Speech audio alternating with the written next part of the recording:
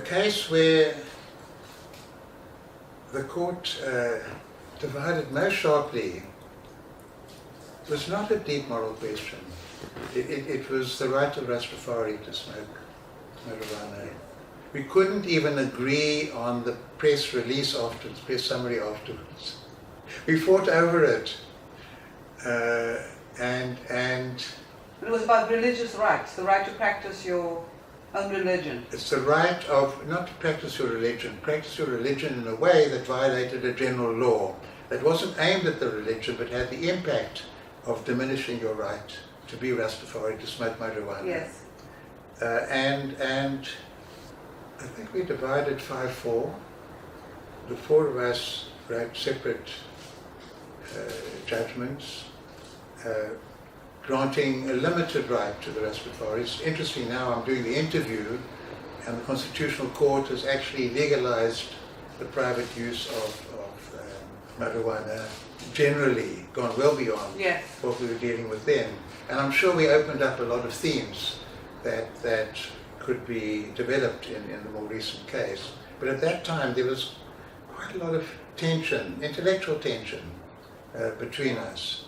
I don't think anybody on the court would have opposed decriminalisation, but I think the majority view was this is for Parliament to do.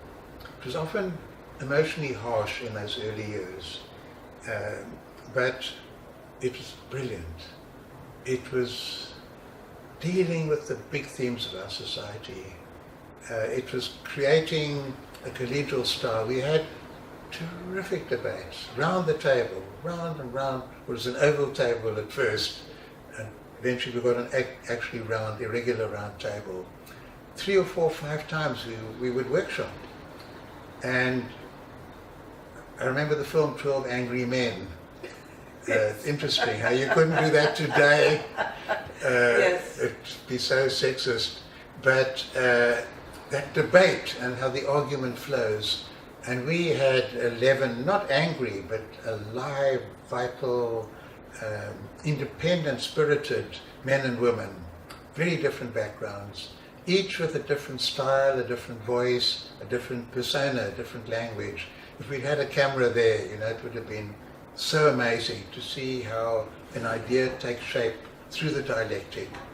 And that was always comforting and consoling, even if some of us felt a little bit bruised at times. But the person who influenced me profoundly was Oliver Tambo. His whole approach to people, dealing with difference, his vision of the Constitution, he converted me to constitutionalism.